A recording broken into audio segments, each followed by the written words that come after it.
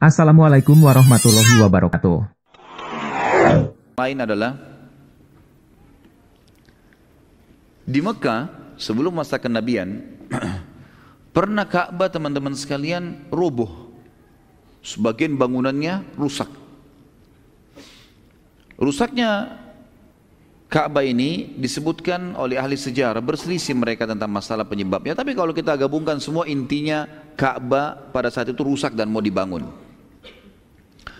Ada yang menyebutkan bahwasanya sebabnya karena ini memang sebelum Islam ya. Jadi memang dilihat fase-fase sejarah sebelum Islam gitu. Maka Mekah sempat tertimpa banjir yang besar pada saat itu, dan ini juga memang kita perlu tahu Ka'bah itu berada di lereng gunung dan dihimpit oleh gunung. Makanya kalau tidak salah tahun 1940 sekian itu pernah hujan lebat Mekah dan akhirnya banjir juga karena lembah, memang lembah mudah banjir di situ ya. Ini penyebab yang pertama yang disebut oleh ahli sejarah. Penyebab yang kedua adalah ada seorang wanita dari penduduk Mekah, dia membawa dupa, tempat bakaran dupa yang ada bara apinya, kemudian dia bawa, niatnya ingin mewangikan orang lagi tawaf gitu kan. Tapi rupanya waktu dia mendekati Ka'bah, arangnya itu tumpah, jatuh, dan Ka'bah waktu itu ada kiswah, sehingga terbakar kiswah tersebut dan akhirnya susah untuk dipadamkan lagi. Karena di Mekah tidak semudah itu mendapatkan air gitu kan. Maka terbakarlah dan rubuhlah sebagian bangunannya. Penyebab yang ketiga adalah banyaknya kiswah yang ditimpakan di atas Ka'bah. Jadi kiswah ini kan kain Ka'bah. Setiap ada tokoh-tokoh Mekah datang, selalu kayak raja misalnya, dia datang, dia mengatakan belikan kiswah buat Ka'bah, taruh di atas kiswah. Jadi Ka'bah ini disusun-susun kiswahnya. Saking banyaknya kiswah, sampai puluhan bahkan ratusan kiswah di situ, membuat bangunannya nggak bisa tahan karena beratnya kain itu. Akhirnya robohlah bangunan Ka'bah itu. Gitu kan? Tentu tidak roboh semua ya, tapi sudah roboh sebagiannya dan terbuka bagian atasnya. Ini yang disebutkan oleh para ahli sejarah tentunya. Kemudian penduduk Mekah teman-teman sekalian, intinya itu adalah sebab-sebabnya ya. Penduduk Mekah lalu segera berkumpul, kemudian mencari jalan keluar, kira-kira bagaimana cara membangun Ka'bah. Namun pada saat itu masyarakat Mekah tidak tahu membangun bangunan yang kuat, yang terbuat dari batu, kayak kita sekarang batu disusun, itu mereka tidak tahu. Makanya tradisi rumah-rumah Mekah dulu semua dari tanah liat saja. Tanah liat. Dan tanah liat itu hanya dikeringkan, dikenakan matahari, kemudian mereka tempel-tempelin, susun-susun, seperti itu saja. Enggak lebih daripada itu. Makanya rumah-rumah mereka itu seringkali dalam hitungan seminggu, 2 minggu, sebulan diperbaharui lagi, pasang lagi tempel tanah baru lagi. Seperti itulah. Cuma tanah liat saja, gitu kan. Dan di atas, di bagian atap itu tidak ada yang ditutup. Enggak ada bagian atap. Mereka hanya meletakkan pelapa-pelapa kurma saja. Pelapa-pelapa kurma saja. Baik. Pada saat itu teman-teman sekalian, ini tentu yang dinukil oleh para ahli sejarah ya tentang masalah itu, tapi intinya mereka tidak bisa membangun dengan batu dan juga mereka tidak tahu bagaimana menguatkan bangunan dengan kayu. Padahal kayu-kayu juga bisa didatangkan, tapi mereka tidak bangun pada saat itu. Para pemuka Mekah coba mencari informasi bagaimana caranya supaya kita buat bangunan yang kuat, jangan seperti rumah-rumah kita ini. Dan mereka setelah mencari informasi bagaimana membangun dengan batu, mereka tidak temukan satupun ada kalau kita sekarang insinyur yang bisa membangunnya. Kemudian juga mereka tidak punya kayu. Ada seseorang dengan hikmah Allah mendengar bahwasanya ada kapal kayu besar tenggelam. Kapal itu semua penumpangnya mati, nggak ada lagi pemiliknya, gitu kan. Kemudian kapal itu muncul lagi di permukaan. Tapi sudah nggak dihiraukan, nggak ada orang hiraukan lagi. Itu ada di pelabuhan kalau sekarang Jeddah, gitu kan. Mereka mendengar karena Jeddah sudah ada, gitu kan, dari zaman dulu. Orang-orang Quraisy kalau mau ke negeri Syam, mau ke Afrika, mereka menyeberang dari situ. Maaf, bukan ke negeri Syam ya, ke Afrika. Maka pada saat itu pun mereka sepakat mendatangi siapa yang bertanggung jawab tentang kapal itu. Cari-cari informasi, masih ada ahli warisnya, pemilik kapal itu. Ditanyalah, kami ingin mau mengambil kayu-kayunya, bagaimana? Mau dijual, mau di apa ini? Oh enggak usah, kami hibahkan saja, silakan. Maka kayu-kayu itu diambil oleh orang-orang Quraisy, dibawa ke Mekah untuk dipakai pondasi Ka'bah. Kemudian dengan hikmah Allah juga, ada seorang penduduk Mekah datang dari luar Mekah, dia membeli seorang hamba sahaya di pasar hamba sahaya dari Afrika orang ini, dan kebetulan orang ini mahir dalam membangun susunan batu. Maka dengan kejadian ini termudahkanlah urusan mereka. Kayu sudah ada, kemudian ada orang yang bisa membuat cetakan-cetakan batu yang diambil dari mengambil batu-batu gunung, kemudian bagaimana cara menempel batu satu sama yang lain. Maka mulailah mereka akan membangun Ka'bah. Hanya saja ada lagi satu cerita di sini teman-teman sekalian yang disebutkan oleh para ahli sejarah. Pada saat itu, waktu mereka sudah ngumpulin duit semua, ternyata orang-orang Quraisy menggabungkan antara harta halal sama harta haram. Ada juga mereka punya harta haram, seperti ada banyak masyarakat Mekah yang suka mendatangkan penari-penari dari luar, kemudian dipersewakan gitu kan. Kemudian mereka juga punya hasil rentenir, ngambil-ngambil uangnya. Ada juga orang yang halal, dia punya tanah yang dia bangun kebun kurma, dia bangun apa, kemudian dia punya kemudian lalu dia jual, atau dia punya peternakan turun-temurun dari uang yang halal lalu dia transaksikan. Bercampur bau lah intinya. Pada saat mereka mau mengumpulkan harta itu dan mereka mau mulai, ada orang yang memulai untuk mendekati Ka'bah, mereka kaget dan menemukan di dalam Ka'bah ada seekor ular. Ular ini badannya hitam dan kepalanya putih. Setiap kali ada orang yang mendekat selalu diserang oleh ular ini. Mereka bingung, apa penyebabnya nih? Enggak mungkin, ini rumahnya Allah. Karena orang-orang Quraisy tahu ini rumahnya Allah. Hanya saja mereka berbuat kemusyrikan ya. Mereka yakin bahwasanya batu-batu bisa jadi perantara dengan Allah. Hanya karena itu, tapi mereka tahu pencipta langit dan bumi adalah Allah. Mereka tahu dulu ada Nabi Ibrahim. Mereka tahu Ka'bah itu adalah rumahnya Allah. Kita sudah tahu kisah bagaimana waktu Abraham mau menghancurkan Ka'bah, mereka sangat khawatir gitu kan. Dan seterusnya. Yang jelas teman-teman sekalian, pada saat itu sepakat tokoh-tokoh Quraisy kumpul lagi di Rauna 2, kira-kira apa ini? Mungkin ada uang-uang haram nih. Keluarkan uang-uang haramnya. Dikeluarkanlah uang-uang haram itu. Dikeluarkan uang-uang haram itu sampai tinggal uang halal saja. Waktu mereka sudah keluarkan uang haram dari perzinahan, dari riba, dari segala macam, dikeluarkan tinggal uang-uang yang halal saja.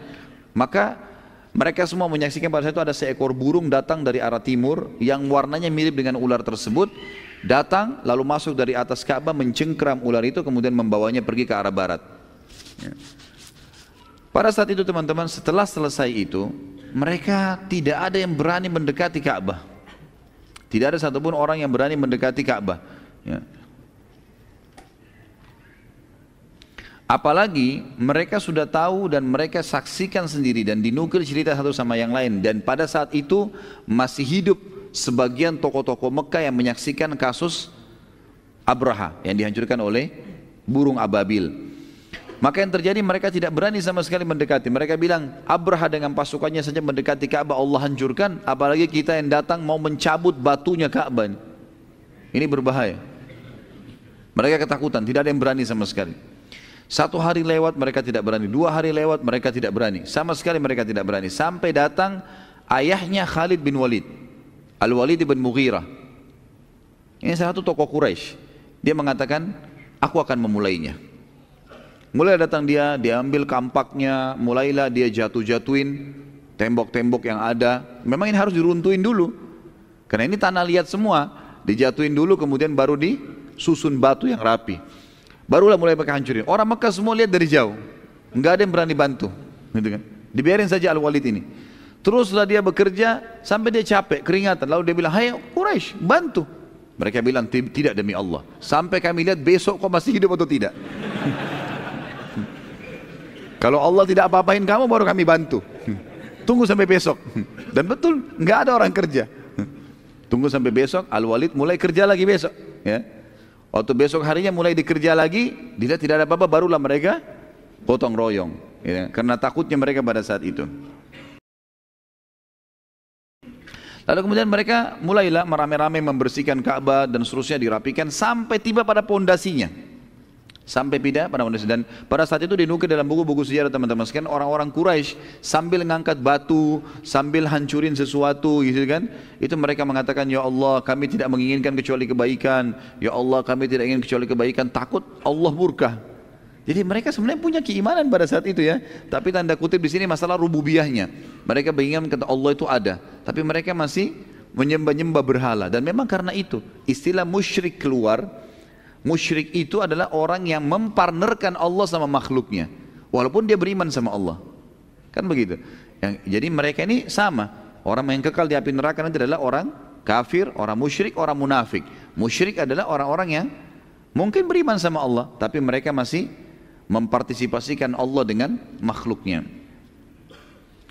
Saya katakan dalam tulisan saya teman-teman, dari kisah ini, di hati kisah tadi terdapat pelajaran yang agung bahwa bagaimana penduduk Mekah mengenal Allah yang Maha Suci dan sangat yakin kalau Ka'bah adalah rumahnya sehingga mereka memuliakannya. Hanya saja mereka mempartisipasikan Allah Maha Suci dalam hal ibadah dengan makhluknya yang merupakan benda mati yaitu batu. Berapa banyak muslimin terjerumus dalam perilaku yang sama di zaman kita sekarang. Mereka yakin Tuhan mereka Allah Maha Suci, hanya saja mereka masih meminta-minta kepada benda mati seperti kuburan, pohon dan juga tulisan yang dikultuskan memiliki kekuatan seperti jimat-jimat dan segala. Ini adalah sama dengan perilaku orang-orang Quraisy dulu. Apa bedanya? Makanya dalam ayat-ayat Al-Quran Allah mengatakan a'udzubillahi minasyaitonirrajim kepada Nabi SAW, wa idza sa'altahum man khalaqas samawati wal ard wa sakhkhara asy-syamsa wal qamar la yaquluna Allah. Hai Muhammad, kalau kau tanya orang-orang Quraisy itu yang menolak dakwamu, siapa yang menciptakan langit dan bumi dan mengurusnya serta menciptakan dan mengurus matahari dan bulan, mereka akan mengatakan Allah. Dan mereka tahu ada Allah. Terus ditanya, tanya kalau gitu hai Muhammad, kenapa mereka sembah-sembah berhala itu? Mereka tahu batu yang mereka pahat-pahat sendiri. Ngapain mereka sembah? Allah sebutkan juga melalui lisan mereka, ma na'buduhum illa liyuqarribuna ilallahi zulfa. Kami enggak sembah berhala-berhala ini kecuali kami jadikan perantara antara kami dengan Allah. Dan Allah tidak butuh perantara benda mati. Gitu kan? Allah SWT memang meminta kita agar selalu langsung berdoa padanya. Gitu kan? Kecuali memang yang Allah Subhanahu wa taala perintahkan, seperti kita disuruh sujud menghadap Ka'bah. Betul memang dia batu, tapi ada perintah, gitu kan? Kalau perintah Allah ke pohon, kita ke pohon, ke laut kita ke laut, karena kita orang mukmin, yakin kepada Allah. Tapi kalau tidak ada perintahnya, seperti kasus misalnya Hajar Aswad yang pernah Umar bin Khattab di zaman khilafahnya beliau berdiri di depan Hajar Aswad dan beliau sangat tinggi besar postur tubuhnya, sengaja teriak dengan keras mengatakan, demi Allah wahai Hajar Aswad. Sambil tawaf beliau teriak supaya orang dengar semua, gitu kan? Saya tahu kau hanya batu biasa. Kalau bukan saya melihat Rasulullah SAW menciummu, saya tidak akan menciummu. Pelajaran apa di sini teman-teman sekalian? Hajar Aswad hanya dicium, enggak lebih daripada itu. Tidak usah gosok-gosok kopiahnya. Iya.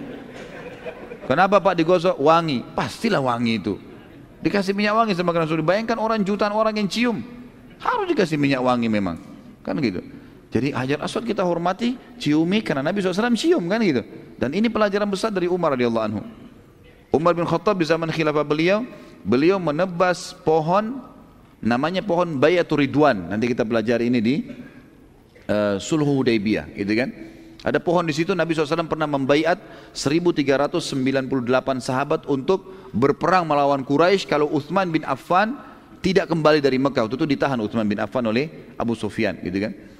Yang jelas pada saat itu teman-teman sekalian, pada saat di zaman khilafahnya Umar sudah mulai orang datang ke pohon itu, sholat di situ, kemudian ngambil daunnya, apalah segala macam. Ya. Akhirnya Umar bin Khattab suruh tebang pohon itu. Tidak ada hubungannya. Setelah baiat pun Nabi SAW tidak pernah bilang datangi ya pohon itu, hormatilah pohon. Tidak ada sama sekali perintahnya. Gitu kan?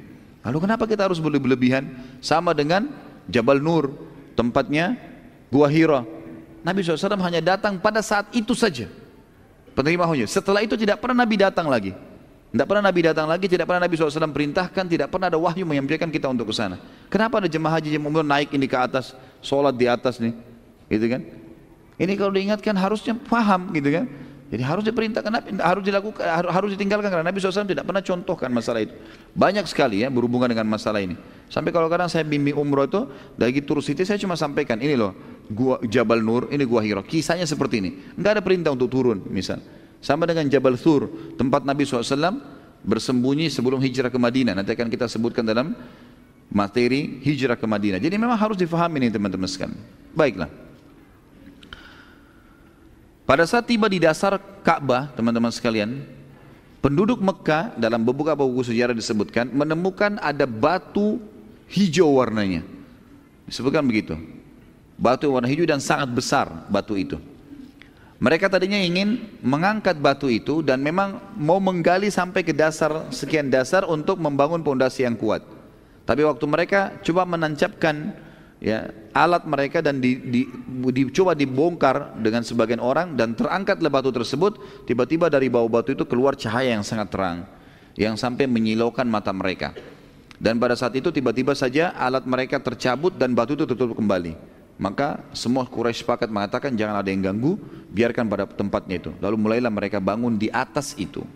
Mulailah mereka bangun di atas pondasi yang sudah ada itu. Dibangunlah Ka'bah. Karena biaya yang sedikit teman-teman sekalian, akhirnya Ka'bah tidak bisa lagi sebesar awal. Di zaman Ibrahim alaihissalam, kalau kita ibaratkan misalnya laptop ini contoh saja. Jangan dipelintir lagi perkataan saya ya. Ini contoh saja. Kalau ini Ka'bah, di sebelah Ka'bah kan ada Hijr Ismail, ada cekungan gitu kan. Dulu Ka'bah itu besarnya sampai Hijr Ismail. Waktu awal sebelum roboh sebesar itu dari zaman Ibrahim alaihissalam. Tapi karena tadi duitnya nggak cukup, tadi saya bilang tinggal uang halal, maka bangunan Ka'bah hanya seukuran yang sekarang. Hanya seukuran sekarang. Nah ada lengkungan itu, dibuat lengkungan sebagai isyarat kalau ini juga Ka'bah. Kan termasuk sunnah Nabi SAW sholat di dalam Ka'bah. Nabi SAW pernah datang ke Mekah lalu sholat di dalam Ka'bah. Waktu pembebasan kota Mekah, beliau sholat dalam Ka'bah. Sunnah Nabi SAW, Ibnu Umar pernah mengerjakannya. Jadi kalau kita mau sholat dalam Ka'bah sekarang nggak mungkin pintunya ditutup kan, karena terlalu banyak manusia sekarang. Kalau dibuka nanti akan jadi fitnah, gitu kan? Banyak kan masya Allah ahli pahat ya. Nanti Ka'bahnya dipahat-pahat sembarangan nanti jadi masalah.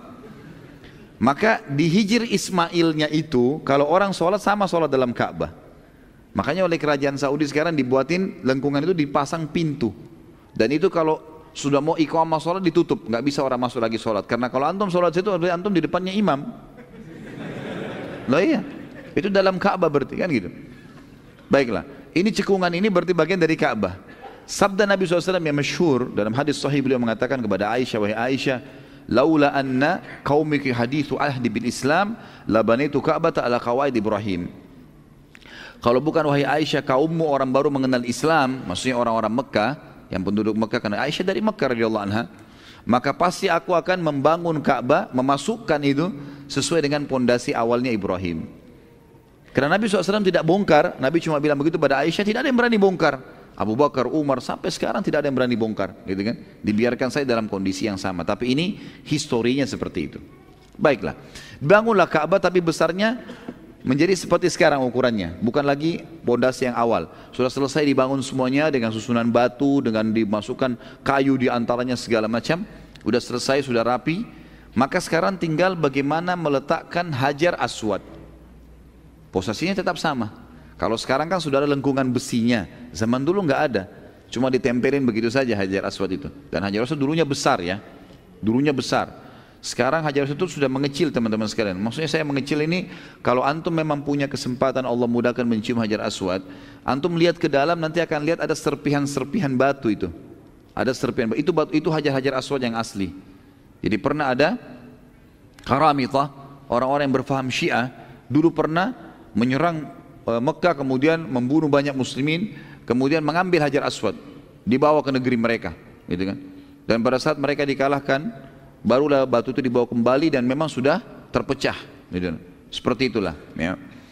Yang jelas Hajar Aswad ini teman-teman sekalian, pada saat mau ditaruh di tempatnya, tiba-tiba saja pada saat itu orang-orang Quraisy berselisih ya. Berselisih siapa yang menaruh Hajar Aswad. Kalau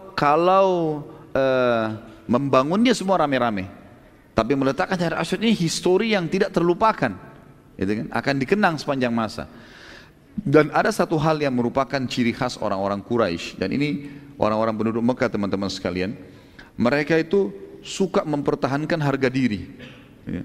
Dan itu lebih mahal bagi mereka dibandingkan yang lainnya. Mereka siap berperang untuk martabatnya gitu. Maka karena ribut nih, yang bertanggung jawab tentang Ka'bah adalah Bani Abdiddar, suku Abdiddar. Saya pernah jelaskan Abdiddar bertanggung jawab dengan Ka'bah, Abdul Manaf bertanggung jawab dari Siqaya, memberikan minum. Maaf tadi saya keliru mengatakan ya. Jadi Abu Talib itu bukan membiayai jemaah haji, tapi dia mengurus Ka'bah, karena dia dari Bani Abdiddar. Ya. Abdiddar ini sibuk mereka mengurus Ka'bah. Maka Abdiddar mengatakan, kami yang paling berhak untuk meletakkan Hajar Aswad. Gitu. Kemudian tiba-tiba saja ada di antara orang-orang Abdiddar menyembelih seekor kambing, domba, darahnya ditaruh di ember. Lalu kalau mereka bawa dekat Ka'bah, ditaruh batu yang tinggi, di atas batu yang tinggi ditaruh, lalu mereka mengatakan, dicelup tangannya di darah itu, lalu mereka angkat tangannya. Mereka mengatakan, kalau ada yang meletakkan Hajar Aswad selain kami, pertumpahan darah. Ini hak kami, ini Ka'bah kami yang urus. Mereka yang bertanggung jawab, gitu kan? Mereka yang bertanggung jawab. Maka melihat kejadian tersebut, mulailah muncul suku-suku yang lain. Suku Makhzum, sembeli juga domba, tumpah juga darah di ember, taruh juga di batu, celupin. Darah juga nih. Demi Allah, kalau ada yang letakkan Hajar Aswad selain kami, pertumpahan darah. Keluar lagi suku Adi, sukunya Umar bin Khattab. Ini sebelum masa kenabian ya. Juga sama, sembeli domba, tumpah darah, buru-buru mereka lakukan semua itu. Taruh lagi di tempat tinggi, celupin darah. Kami juga. Demi Allah, siapa yang letakkan Hajar Aswad selain kami, maka perang, tumpah darah. Ribut semua suku-suku ini. Ribut semuanya. Dan ini kejadian yang luar biasa ini. Ya. Dan ini sudah susah teman-teman dibendung ya. Seperti misal contoh, saya kasih rasionalnya. Kalau kita lagi jalan 3 orang di sini, ada 3 orang di sebelah sana. Ya. Terus tiba-tiba ada 1 orang di sini iseng. Nantang yang di sana itu. Apalah kata-kata atau apa. Apalagi kalau sampai lempar batu. Berantem enggak kira-kira? Berantem. Dan kalau sudah berantem ini tawuran itu susah dibendung itu. Makanya harus dilakukan sebelum terjadi, gitu kan? Ya, kalau sudah terjadi susah ini. Benar atau salah sudah kacau semuanya gitu. Ini sudah memanas kondisi Mekah. Dan Hajar Aswad ada di situ. Ini kalau 1 orang saja mulai memegang Hajar Aswad, udah perang nih. Dan pada saat itu teman-teman sekalian, sebagian ahli sejarah mengatakan orang-orang Quraisy masing-masing suku sudah menghenuskan pedangnya dan sudah mengelompok-ngelompok. Ini sudah siap menyerang berarti, ngelompok-ngelompok siap suku. Dan ini kejadian spontan terjadi. Ada di antara orang-orang Mekah yang faham dengan masalah bahayanya ini, mereka pun segera mendatangi seseorang yang bernama Abu Umayyah bin Mughirah. Abu Umayyah bin Mughirah ini salah satu orang yang dituakan sekali, ditokohkan di Mekah, umurnya waktu itu sudah 120 tahun. Abu Umayyah ini bisa dikatakan penentu keputusan terakhir lah. Orang yang dianggap bijaksana, kalau sudah dia yang ngomong, orang Mekah pada dengar gitu. Datanglah beberapa tokoh Quraisy, Abu Umayyah begini kejadian loh. Maka dia pun datang. Waktu dia datang, diiklankan segera waktu itu di situ, lalu mengatakan, wahai penduduk Mekah, Abu Umayyah bin Mughirah sudah datang dan akan menengahi permasalahan kita ini. Orang semua tenang, diam. Dan Abu Umayyah naik di batu yang tadinya mereka letakkan darah-darah itu, disuruh pindahin semua. Abu Umayyah naik di situ. Lalu kemudian Abu Umayyah berkata, wahai kaumku, demi Allah, kalau seandainya kalian saling bunuh-membunuh, kira-kira siapa yang akan tinggal lagi di Mekah? Siapa yang akan jadi pemimpin Mekah? Sementara kalian memang penduduk aslinya Mekah. Tidak mungkin itu terjadi. Dan saran saya adalah kalian harus memilih hakim yang jadi penengah di antara kalian. Maka tokoh-tokoh Quraisy mengatakan, baiklah, kami setuju. Tapi kira-kira menurut anda siapa hakimnya?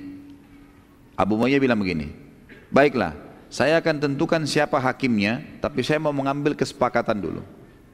Kalau saya sudah tunjuk, kalau saya bilang satu keputusan, kalian harus sepakat, semua harus terima. Mereka mengatakan, baiklah, kami sepakat. Ditanya semua suku, kumpul semuanya, setuju, setuju, setuju, semua setuju, gak ada masalah ya? Baik, sekarang mereka pikir tadinya si Abu Umayyah ini mau nunjuk salah satu dari suku itu atau menunjuk dirinya. Ternyata enggak. Abu Umayyah bilang begini saja, supaya adil, ini pintu gerbang. Kebetulan pintu gerbang Mekah waktu itu kelihatan dari Ka'bah. Bisa terlihat pintu Bani Syaibah namanya, jauh. Kata Abu Umayyah, siapapun yang masuk setelah saya putuskan keputusan ini dari pintu itu, dia hakimnya. Setuju? Jadi saya nggak tunjuk yang di sini ya, tunjuk yang dari luar. Kalau ada yang baru masuk dari sana, siapapun dia. Mau anak-anak, orang tua, laki-laki, perempuan, pokoknya siapa yang masuk dari situ manusia, ya, dia hakimnya. Setuju? Setuju semua. Yang terjadi teman-teman, ini fakta sejarah di Mekah dan orang Mekah tahu masalah itu. Mata mereka semua menyorot ke sana. Ini sudah mau saling bunuh-membunuh nih. Ya. Ternyata yang masuk dari pintu itu adalah Nabi Muhammad SAW. Yang masuk dari situ pertama Nabi SAW. Dan yang luar biasanya Bapak Ibu sekalian, teman-teman sekalian, satu Mekah waktu lihat Nabi mengatakan apa? As-sadiqul amin, as-sadiqul amin, 3 kali. As-sadiqul amin radina. Orang yang terpercaya dan paling jujur, orang yang terpercaya dan paling jujur, dan orang yang terpercaya dan paling jujur kami sudah ridho. Cocok ini orang sebagai putusan. Satu Mekah sepakat itu. Dan ini terjadi sebelum penobatan jadi Nabi. Jadi satu Mekah Allah buat mengikrarkan kejujuran Nabi SAW. Artinya mustahil beliau bohong nih nanti, gitu kan?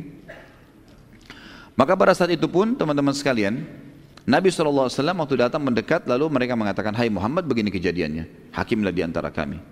Kata Nabi SAW, baiklah kalau begitu. Nabi SAW pada saat itu teman-teman sekalian melakukan satu perbuatan yang sangat luar biasa. Beliau membuka jubahnya, beliau pakai jubah di bagian atas, kemudian beliau buka jubahnya, lalu beliau letakkan. Tentu ada 2 lembar pakaian, yang satu lembarnya dibuka, kemudian diletakkan di atas tanah. Lalu kata Nabi SAW, Hajar Aswad, beliau tunjuk beberapa orang, angkat, taruh di atas kain ini, diangkat di atas kain. Lalu Nabi SAW meminta setiap kepala suku untuk datang dan memegang sisi kain-kain itu. Semua kepala suku saja. Yang lain tidak usah ikut, kepala sukunya saja. Ada berapa belas orang, semuanya berdiri dan memegang kain. Sama-sama membawa ke sisi Ka'bah. Kemudian Nabi SAW sendiri yang angkat Hajar Aswad dan meletakkan di tempatnya. Jadi sebenarnya yang mereka perebutkan itu, kemuliaan meletakkan Hajar Aswad, siapa yang melakukannya? Nabi SAW. Jadi Nabi yang meletakkan Hajar Aswad di depan mata mereka. Berarti kemuliaan yang mereka kejar sampai saling bunuh-membunuh itu Allah mudahkan buat Nabinya Muhammad SAW. Selain memang mereka sudah ridho dengan keputusan Nabi SAW.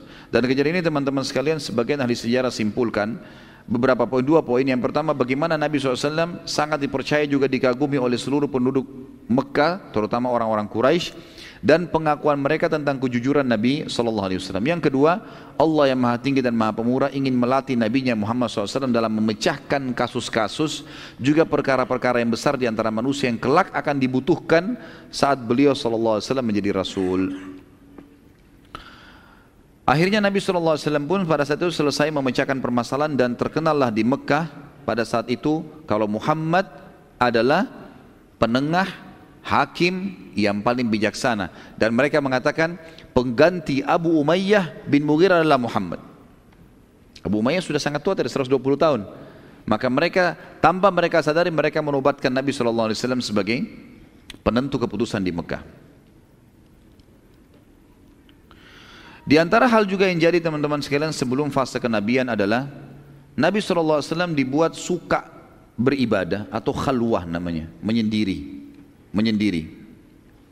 Dan setiap tahun tepatnya pada bulan Ramadan, beliau SAW suka sekali ke Gua Hira yang berada di Jabal Nur atau Gunung Nur, ya, Gunung Cahaya. Jabal Nur ini namanya datang setelah kejadian penerimaan surah Al-Alaq, ya.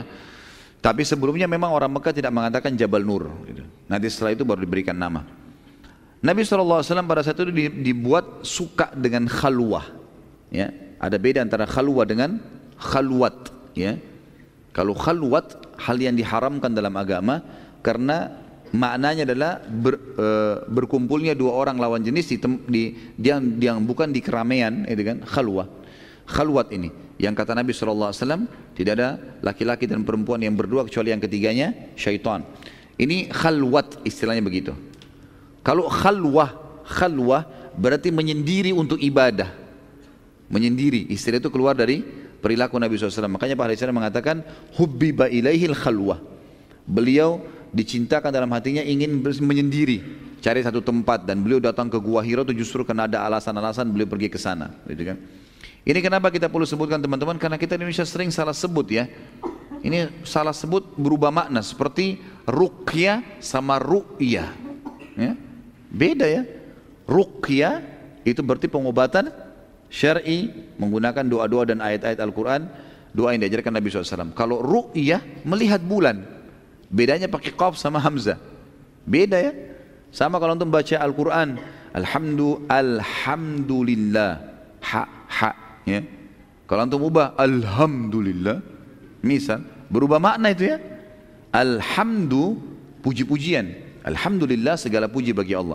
Kalau alhamdulillah, hamada itu artinya kematian. Berarti antum kalau bilang alhamdulillah berarti kematian buat Allah. Ini bahaya sekali. Ya, hati-hati. Makanya jangan juga yang belum belajar tajwid jangan terlalu mau belajar fasih.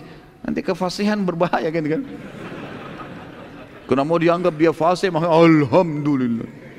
Nah, Rabbil alamin. Alamin, alam itu semua selain Allah. Makanya dibahasakan alam semesta, gitu kan? Selain daripada Allah disilakan dengan alam pakai ain. Tapi kalau antum ubah hamzah alam itu artinya sakit. Ya. Alhamdulillahi rabbil alamin, segala puji bagi Allah Tuhan alam semesta. Ini berubah semua maknanya kalau antum tidak faham masalah. Dan ini makanya dasarnya harus belajar masalah itu. Ini sebabnya kenapa saya sebutkan teman-teman sekalian hal-hal perubahan dasar begini supaya bisa difahamin ya. Jadi tidak ada lagi hal-hal yang salah.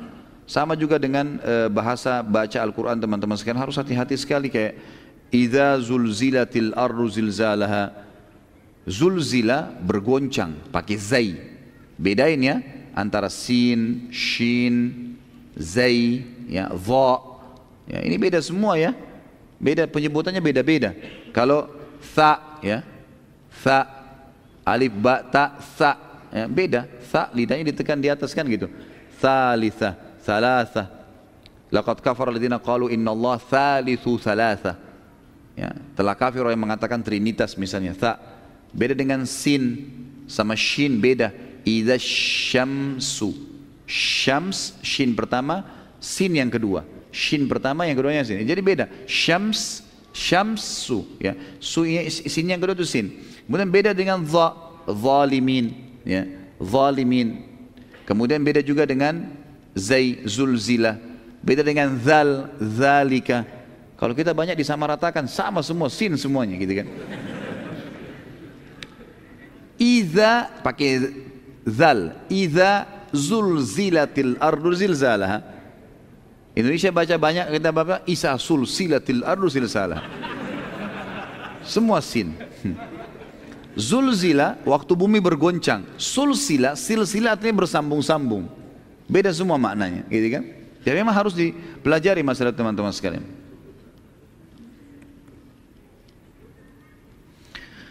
Baiklah. Nabi SAW dicintakan pada beliau khalwah. Khalwah berarti menyendiri untuk beribadah ya. Dan beliau seringkali mencari tempat-tempat yang bisa beliau berkhalwah.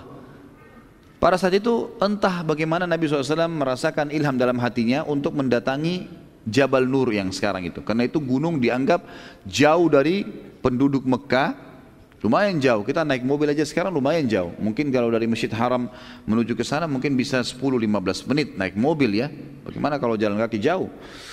Dan dulu itu masih banyak gunung-gunung, belum ada jalan-jalan kayak sekarang. Belum terbuka kota Mekah itu. Nabi SAW sengaja ke sana supaya jauh dari penduduk Mekah. Kemudian juga gunung itu karena tinggi, di atasnya ada tebing. Jadi ada gunung, kemudian ada pecahan batu. Nah itu bisa celahnya bisa orang masuk. Jadi sebenarnya dia bukan gua ya. Bahasanya sebenarnya bukan gua itu, karena kalau gua kan kita taunya lubang orang bisa berlindung di dalamnya gitu kan. Ini enggak, memang dia cuma seperti pecahan antara dua batu gitu ya. Dan ukurannya cuma 1-2 orang bisa masuk. Nabi SAW memilih itu karena itu menghadap ke Ka'bah. Kalau dari situ bisa lihat Ka'bah dari jauh, dari tinggi. Untuk bertafakur, pergantian siang malam gitu kan. Beliau melihat semua itu untuk bertafakur, itu tujuannya. Nabi SAW pada masa penobatan kenabian tercintakan untuk beliau khalwah itu, dan beliau memilih Jabal Nur tadi karena alasan tadi yang sudah saya sebutkan gitu. Kemudian Nabi SAW juga dicintakan atau dimunculkan kepada beliau ru'ya sadiqah. Ru'ya sadiqah. Apa itu ru'ya sadiqah teman-teman? Mimpi yang benar. Mimpi yang benar. Dan ini adalah salah satu bagian dari kemujizatan kenabian yang terbagikan untuk semua orang beriman. Ininya ya, bukan mujizatnya. Sebagaimana sabda Nabi SAW, ru'ya sadiqah, mimpi yang benar dilihat oleh orang-orang beriman. Itu adalah salah satu cabang 60 mujizat kenabian. Jadi Nabi SAW mimpi apa yang terjadi. besok di Mekah, siapa yang meninggal, apa yang terjadi. Nabi SAW mimpi, berhari-hari itu selalu belum mimpi, melihat kejadian-kejadian apa yang terjadi besok. Dan Nabi SAW melihat waktu bangun terjadi seperti yang Nabi SAW mimpikan. Dan ini ada bahasan sendiri tentunya. Kalau teman-teman ikutin bahasan saya di YouTube, ada Minhajul Muslim, bab khusus masalah wali Allah dan wali syaitan, gitu kan. Ada penjelasan tentang masalah adanya Allah berikan bagi orang-orang yang beriman firasatul mu'min, ada perasaan orang beriman, dia tahu orang ini mau jahat atau tidak, gitu kan. Tapi ini memang ada level-levelnya, ada di mana orang-orang itu sudah sangat dekat dengan Allah SWT, betul-betul menjalankan sunnah Nabi SAW, gitu kan. Kemudian juga ada ru'yah sadiqah, sering mimpi, seperti dia mimpi akhir kiamat terjadi, dia mimpi masuk ke neraka, diperlihatkan baginya surga, gitu kan. Atau dia mau haji, dia lihat Ka'bah, ada ru'yah sadiqah, seperti itulah ya. Baiklah, Nabi SAW juga pada itu sering diberikan ru'yah sadiqah, dan beliau bersabda tadi, mimpi yang benar atau ru'yah sadiqah adalah salah satu dari 63 bagian kenabian. Tentu teman-teman, lawannya ru'yah sadiqah adalah hilm dari syaitan, ru'yah sadiqah dari Allah. Dan Ibnu Sirin rahimahullah, Muhammad bin Sirin, salah satu ulama tabi'in yang masyhur, membedakan kepada kita secara rinci tentang masalah ru'yah shadiqah dan hilm ini. Ru'yah shadiqah datang kepada orang beriman karena ketaatannya, bisa berbentuk berita gembira ataupun peringatan. Seperti misal saya pernah pelajari di tingkat 3 kuliah di Madinah dulu, Sunan Nabi Daud. Sunan Nabi Daud, pada saat itu dosen kami memilih bab khusus takwil mimpi. Dan di situ beliau rincikan panjang lebar tentang perkataan dan penjelasan para ulama masalah mimpi-mimpi yang dihubungkan dengan keadaan orang itu. Di antaranya Hasan Basri rahimahullah pernah didatangi oleh 2 orang dan dua-duanya mengaku mimpi. Dan dua-duanya mimpinya sama, mimpinya adalah mendengarkan azan, mendengar suara azan, itu saja. Mimpi mendengarkan suara azan. Maka Hasan Basri rahimahullah mengatakan pada saat 2 orang yang datang, saya mimpi dengarkan azan, apa takwilnya imam? Kalau imam itu kiai ya. Tanya lagi, yang satu juga mengatakan hal yang sama. Kata Hasan Basri, berikan saya waktu beberapa hari, nanti akan saya beritakan kepada kalian. Datanglah kepada saya Jumat depan, hari Jumat depan baru datang, minggu depan. Hasan Basri rumahnya rahimahullah dalam 1 minggu itu mempelajari 2 keadaan orang ini, dilihat keadaannya. Datanglah kepada orang yang pertama, kemudian diperhatikan kegiatan. Ternyata yang pertama ini adalah salah satu marbot masjid, muazzin. Setiap hari azan di masjid dia. Terus ditelusuri orang yang kedua, dalam beberapa hari kemudian ternyata orang ini terkenal simpang siur berita, suka mencuri, gitu kan? Suka mencuri. Minggu depan datanglah berita, datanglah 2 orang kepada Hasan Basri, lalu berkatalah Hasan Basri, semoga Allah memaafkan kalau saya salah, tapi kamu ditunjuk orang yang marbot masjid, kamu akan haji tahun ini. Diambil dari firman Allah Subhanahu wa taala, wa'adzim fin nasi yaumal hajjil akbar. Dan kumandangkanlah panggilan, digunakan kata-kata azan di sini, ya, panggilan untuk manusia untuk mengerjakan haji di hari yang besar atau haji yang besar itu. Kemudian kamu akan mencuri, ditunjuk pencuri itu, dan tanganmu akan dipotong. Karena Allah berfirman dalam surah Yusuf ya, yang waktu saudara-saudara Yusuf mau pulang, kemudian Yusuf alaihissalam mau mengambil adiknya Binyamin, gitu kan? Maka sempat ditaruh alat takarannya raja pada saat itu, gitu kan? Maka berkatalah para pegawainya Yusuf, wa adzana muadzinun ayyatuhal iru innakum lasarikun. Dan pada saat itu berazanlah, memanggillah, mengumandangkanlah pegawai-pegawai Yusuf kepada saudara-saudara Yusuf, kembalilah, sesungguhnya kalian telah mencuri sesuatu. Ternyata apa yang Hasan Basri sampaikan betul terjadi. Apa yang Hasan Basri sampaikan betul terjadi. Yang satu haji tahun itu, yang satu memang mencuri, kemudian dia dipotong tangannya. Jadi ada ru'yah shadiqah, bisa datang kepada orang beriman, memberikan peringatan kepada dia, gitu kan? Dan kalau datang peringatan itu sebagai peringatan, artinya bisa saja kalau misal seseorang mimpi dia melihat sesuatu yang tidak baik, maka bisa saja dia nanti menjadikan itu sebagai tolok ukur untuk menyelamatkan dirinya. Contoh yang lain, kata sebagian ulama dalam masalah takwil mimpi ini, kalau seandainya seseorang mimpi hewan-hewan yang disuruh dibunuh dalam Islam, ya, seperti contoh misalnya orang mimpi ular, kalajengking, ya, orang mimpi tikus, ya, cecak yang memang disuruh bunuh, maka ini adalah keburukan, berarti ada Kalau dia sedang interaksi sama manusia berarti ada manusia buruk yang akan mendekati dia atau berteman sama dia atau akan menikah dengan orang yang buruk. Biasanya kalau dia mimpi, kalau dia sholat istikharah kemudian dapat jawaban kalau orang mau menikah. Kalau dia mimpi ada tikus yang menggigit bajunya atau mendekati kakinya atau ular, ini menandakan berarti buruk apa yang akan dia langkahi gitu. Ya, karena ini namanya Nabi SAW menamakan tikus misalnya dengan fuwaisiqah, ya, binatang yang buruk. Kata beliau dalam syarah Abu Daud menyampaikan kepada kami waktu itu bahwasanya Imam Abu Daud menyampaikan kalau ini kalau ada orang mimpi hewan-hewan ini misal contoh seperti tikus berarti menandakan dia akan didekati oleh orang yang fasik kalau perempuan atau fasikah kalau laki-laki, ya. Seperti itulah kurang lebih takwil mimpi, dan ini tentu ada bab khusus yang panjang lebar dijelaskan masalah ini, ada babnya sendiri, ada bahasan sendiri yang tentu juga butuh waktu yang lebar untuk menjelaskan. Tapi yang jelas teman-teman ada namanya ru'ya shadiqah. Kemudian juga Ibnu Sirin memberikan batasan, orang kalau mimpi tidak boleh sembarangan untuk menceritakan kepada orang lain. Karena kata Nabi SAW, siapa yang menceritakan mimpinya pada seseorang dan orang itu menebaknya, orang itu mentakwilkannya, maka akan terjadi seperti apa yang dia ucapkan. Makanya kita cuma boleh ceritakan kepada para ulama pun yang faham tentang masalah itu, tidak boleh sembarangan, gitu kan. Dan tidak semua mimpi itu diceritakan.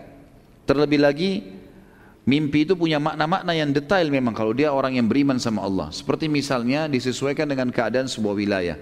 Kalau contoh orang mimpi gajah, gajah ini dilihat di tempat dia, apakah gajah itu dimuliakan atau disiksa, gitu. Contoh kata Ibnu Sirin. Jadi misal kalau dia mimpi di satu wilayah memang gajah itu dijadikan sebagai transportasi, dihormati, berarti dia akan dapat kedudukan. Kalau dia mimpi sementara di wilayah dia gajah sering dibunuh-bunuhin, sering dihina, disediakan barang olokan, berarti dia akan terjadi hal yang sama, akan terjadi hal-hal cobaan dalam hidupnya. Seperti itulah, ya. Kalau hilim teman-teman sekalian, dari tadi sudah saya jelaskan ya, kalau mimpi binatang berarti binatang yang suruh dibunuh berarti itu akan buruk ya. Jadi ini harus kita perbaiki persepsi di Indonesia ini. Kalau mimpi digigit ular katanya mau nikah. Ini semua kesalahpahaman, ini tidak boleh nih. Dari mana nih? Bagaimana kalau nenek-nenek 90 tahun mimpi ular? Ini pemahaman yang salah. Kemudian hilim dari syaitan. Maksud dalam hilim adalah orang mimpi berhubungan biologis, ya. Orang mimpi berzina, orang mimpi mabuk-mabuk, ya. Orang mimpi mencuri, ya. Orang mimpi hal-hal yang berbau maksiat, itu namanya dari hilm, dari syaitan. Dan ini teman-teman sekalian kata Nabi SAW, siapa yang mimpi buruk, hilm ini, dan dia terkaget tengah malam, maka bacalah isti'adah, a'udzubillahi minasyaitonir, lalu meludahlah 3 kali ke sebelah kiri, gitu kan? Untuk menghilangkan bekasnya, lalu ubah posisi tidurnya. Karena ini biasa dari syaitan, gitu kan? Syaitan. Jadi kalau misalnya kita lihat seseorang lalu kemudian kita tertarik sama dia, makanya kita disuruh guddul basar, turunkan pandangan mata, gitu kan? Karena syaitan bisa tunggangi, nanti bisa didatangkan dalam mimpi. Biar mimpi itu bisa dibuat sama syaitan rekayasa sampai akhirnya berhubungan biologis. Makanya salah satu ciri Nabi SAW, beliau tidak pernah mimpi junub. Mana mimpi junub itu dari syaitan. Jadi jangan dianggap prestasi ya.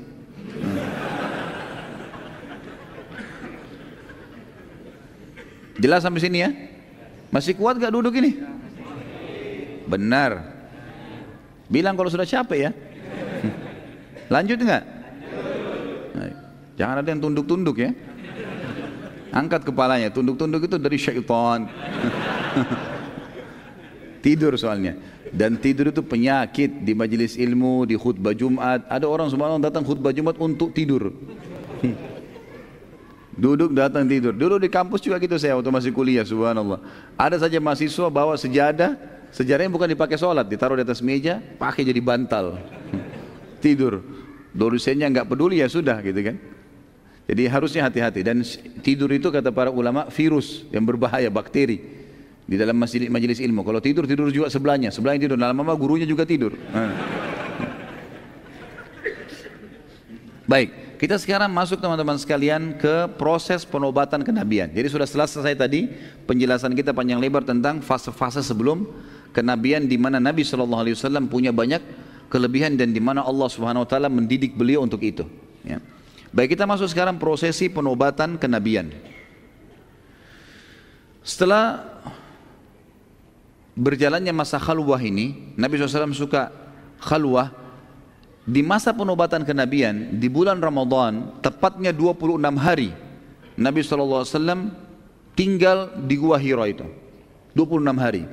Jadi malam ke-27-nya, di malam harinya, di malam 27 Ramadan itu Allah Subhanahu wa taala mendatangkan kepada Nabi SAW pada saat itu menjelang subuh ya, sudah menjelang subuh, poster manusia tiba-tiba muncul.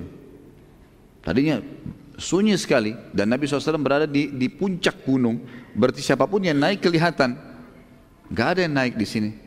Tiba-tiba orang itu datang, ya tidak seperti menaiki gunung, muncul di hadapan Nabi SAW, menggunakan baju putih, kemudian langsung bicara dengan Nabi SAW. Dalam riwayat Bukhari Nabi SAW mengatakan, telah datang kepadaku seseorang yang menggunakan pakaian yang putih bersih dan di tangannya terdapat sebuah kotak yang terbungkus dengan sutra dan di dalamnya terdapat sebuah buku.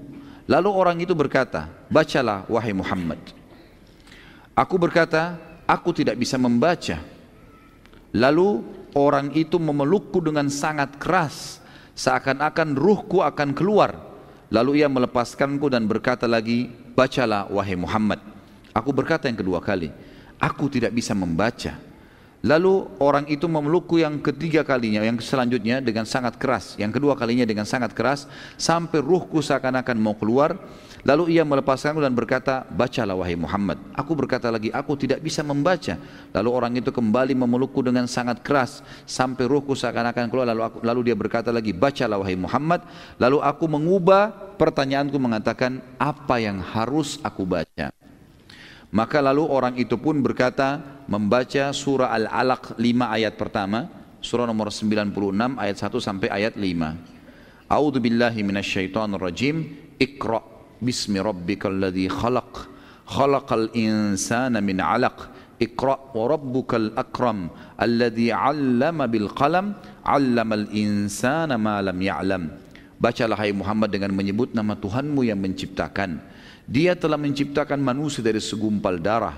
Bacalah, dan Tuhanmu lah yang maha pemurah. Maksudnya disuruh baca Al-Quran. Pada saat diturunkan nanti baca selalu Al-Quran itu, jadikan sebagai pegangan hidupmu. Yang mengajarkan manusia dengan perantara kalam, penulisan, yang mengajar untuk menulis dengan pena.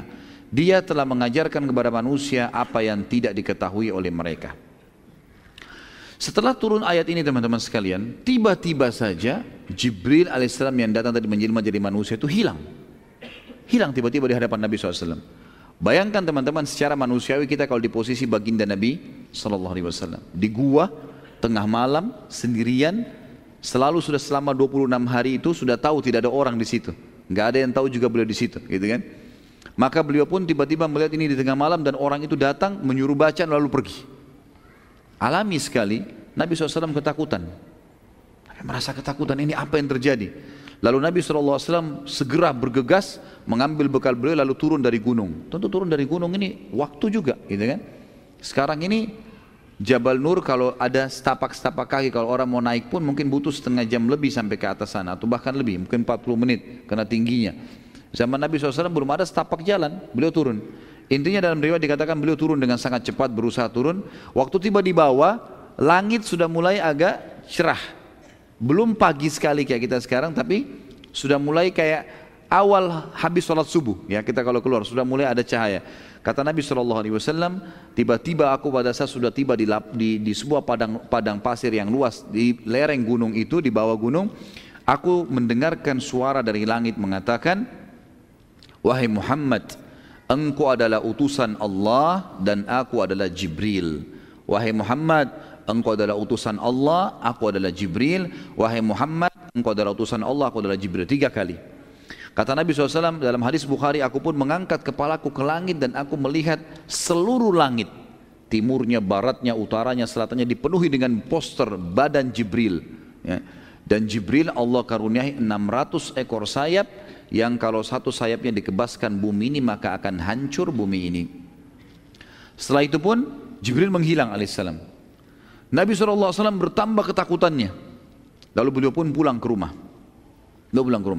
Namun sebelumnya teman-teman sekalian, sebelum saya bicara bagaimana proses tiba di rumah dan bertemu dengan istrinya Khadijah radhiyallahu anha, perlu saya tambahkan dan saya tambahkan dalam tulisan saya di sini, Kalau Nabi SAW telah melihat Jibril alaihissalam dalam poster aslinya sebagai malaikat 2 kali.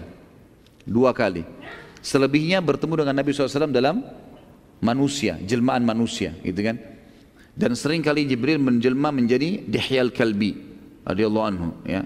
Baik, kita akan sebutkan pertemuan Nabi SAW yang kedua adalah pada saat terjadi Isra dan Mi'raj.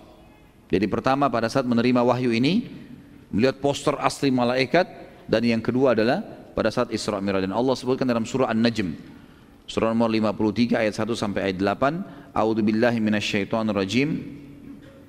Wan najmi idza hawa ma dhalla sahibukum wa ma ghawa wa ma yantiqu 'anil hawa in huwa illa wahyun yuha 'allamahu syadidul quwa dzu mirratin fastawa wa huwa bil ufuqil a'la thumma dana fatadalla فكان قاب قوسين أو أدنى فأوحى إلى عبده ما أوحى ما كذب الفؤاد ما رأى أفتمارونه على ما يرى ولقد رآه نزلة أخرى عند سدرة المنتهى عندها جنة المأوى إذ يغشى السدرة يغشى ما زاغ البصر وما طغى لقد رأى من آيات ربه الكبرى.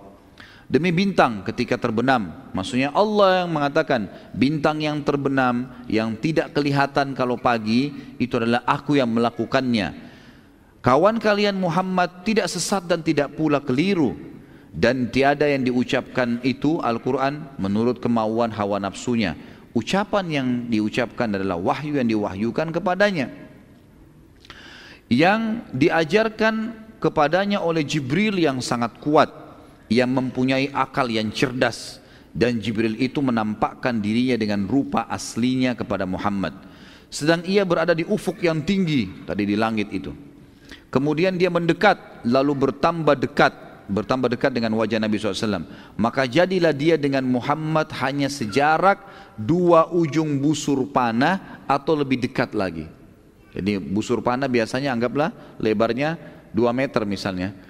2 anak busur panah itu cuma 4 meter antara Nabi SAW dengan Jibril. Ya, Jibril tadi sangat besar di langit. Tiba-tiba Jibril makin mendekat dengan wajah Nabi SAW. Itu luar biasa, gitu. Mandangan yang memang membuat kaget, gitu. Kata Allah SWT di sini, maka jadilah dia dekat pada Muhammad sejarak 2 ujung busur panah atau lebih dekat lagi. Lalu dia menyampaikan kepada Muhammad apa yang telah Allah wahyukan.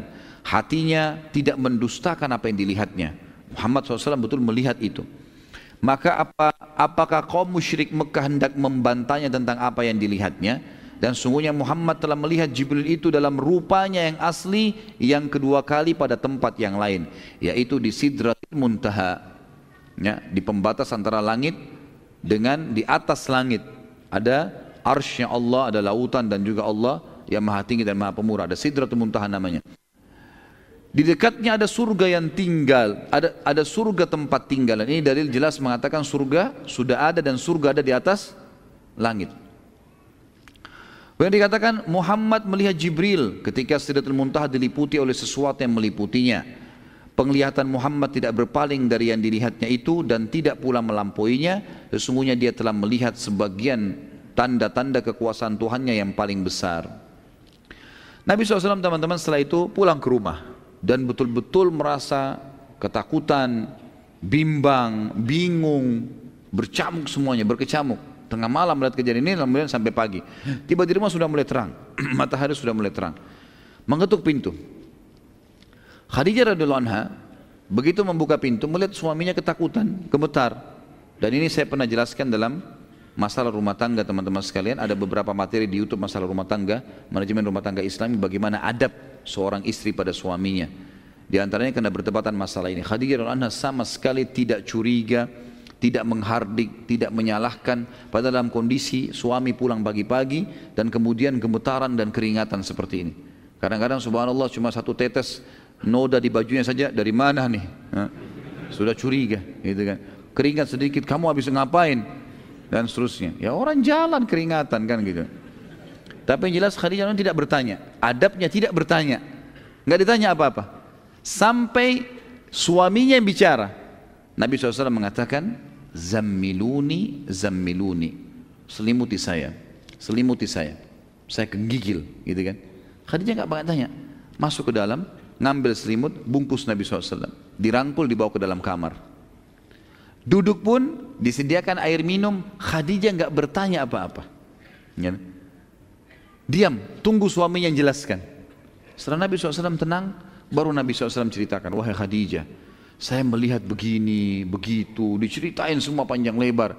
Sampai selesai semua dan saya tiba di sini. Inilah yang membuat saya keringatan. Ada yang datang di malam hari, baju putih, berbicara pada saya, memeluk saya, menyuruh saya membaca dan turunlah. Dan ada 5 kalimat ini yang diucapkan, dibacakanlah surah Al-Alaq Nabi SAW kepada Khadijah. Kemudian saya turun dengan buru-buru dari bukit, saya melihat poster tubuh yang besar, wajahnya mendekat sampai 2 anak panah, 2 busur anak panah, dan mengucapkan kalau aku utusan Allah dan dia adalah Jibril. Aku tidak tahu siapa itu Jibril. Kemudian setelah itu Nabi SAW dengan bingung, ketakutan mengucapkan itu sampai selesai.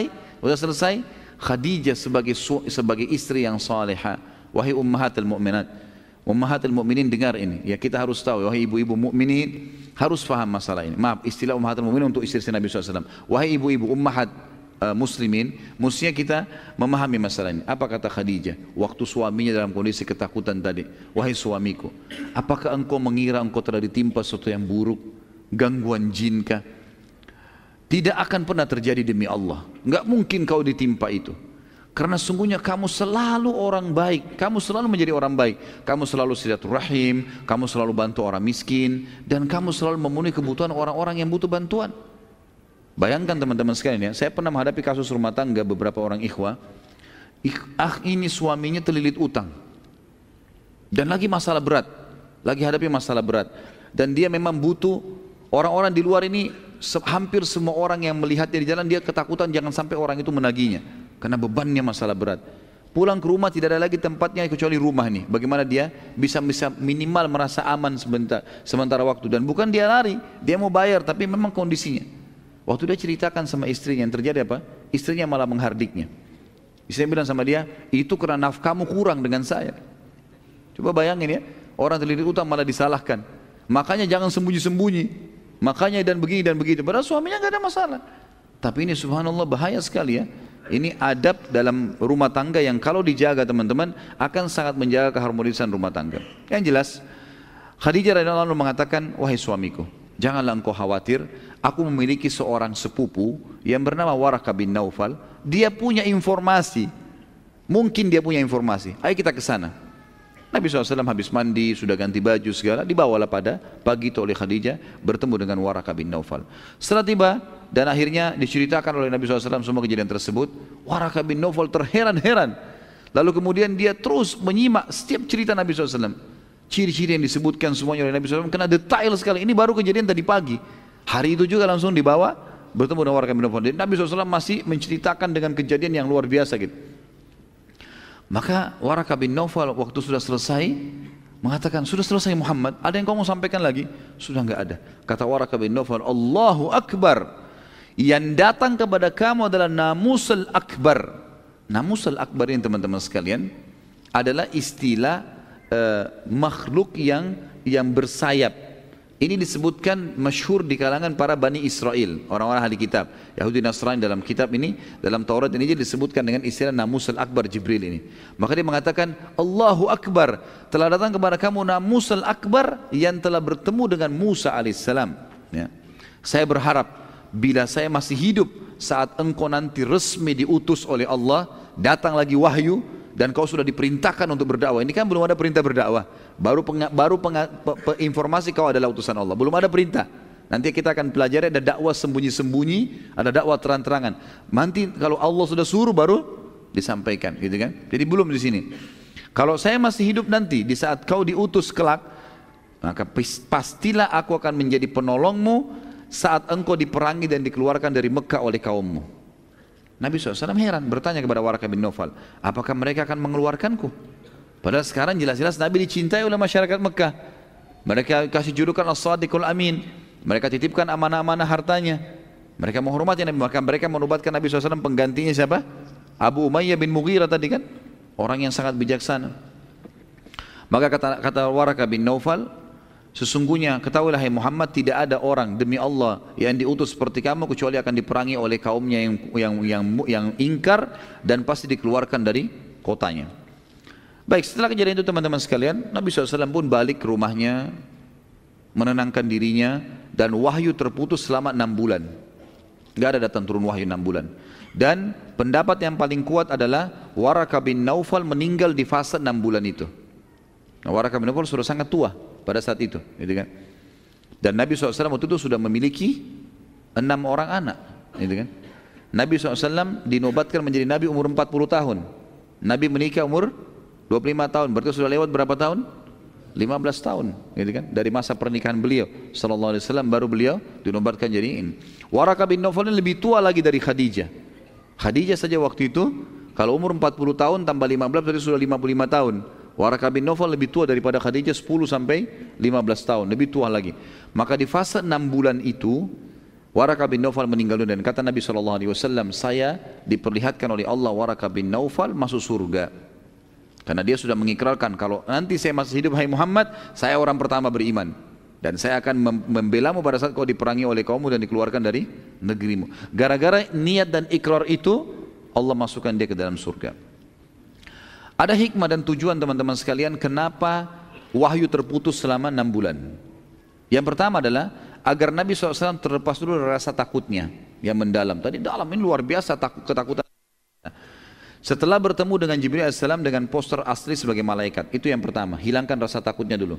Yang kedua, muncul dalam hati setelah itu penasaran, ingin dan kesiapan untuk menerima wahyu. Tujuan utama tersebut akhirnya terlaksana betul, karena Nabi SAW selama 6 bulan terus menerus keluar dan mendatangi padang pasir yang pertama ketemu Jibril itu. Kemudian tiap hari datang, tunggu dari pagi sampai malam, berharap ada wahyu yang turun. Ya. Setelah berjalan tadi beberapa waktu itu, pada suatu malam yang mulia, sementara Nabi SAW sedang tidur dan terbungkuskan dengan selimut beliau, maka Jibril AS datang dengan wahyu lainnya yang berisi perintah menyampaikan dakwah Islam. Nah, di sini sudah ada perintah untuk menyampaikan. Sebelumnya tadi belum ada perintah. Nabi SAW belum mengatakan kepada Khadijah, kau harus beriman pada saya, belum ada. Karena masih baru ada penyampaian saja, kau adalah utusan Allah, itu saja. Makanya Waraqah bin Naufal di sini tidak syahadat, karena dia belum ada fase perintah. Sekarang ada fase perintah.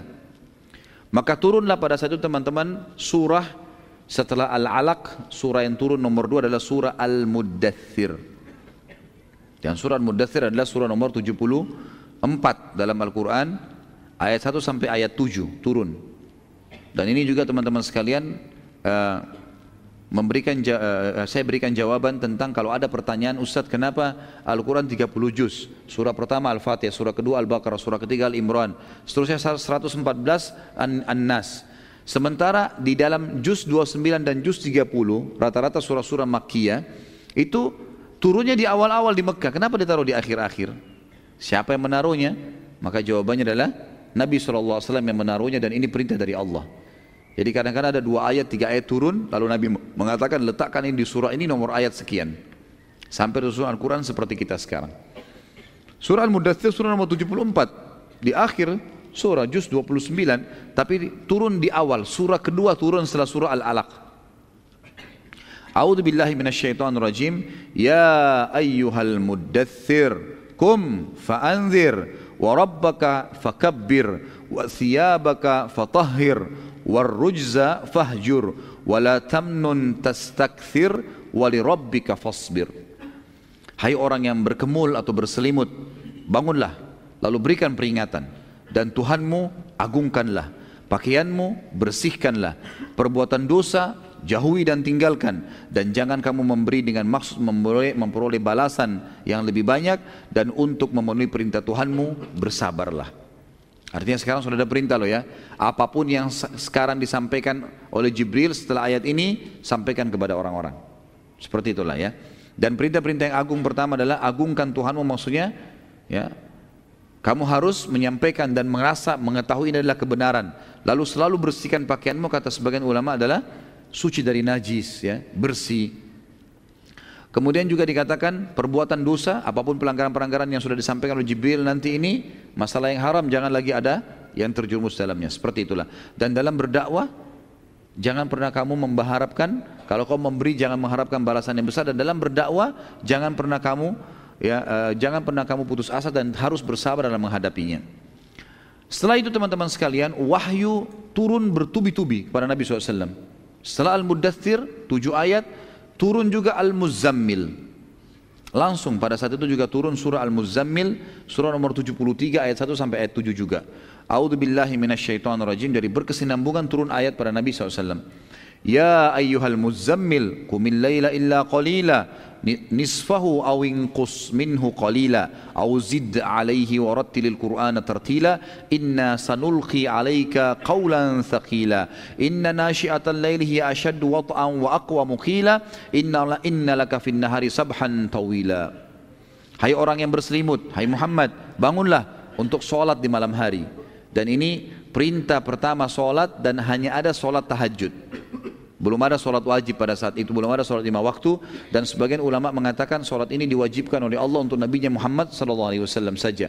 Kalau ada di antara kaum mukminin nanti mau sholat seperti Ali bin Abi Thalib ikut sholat bersama Nabi SAW di Mekah, maka itu adalah hukumnya ya tidak diwajibkan bagi mereka. Tapi bagi Nabi SAW wajib.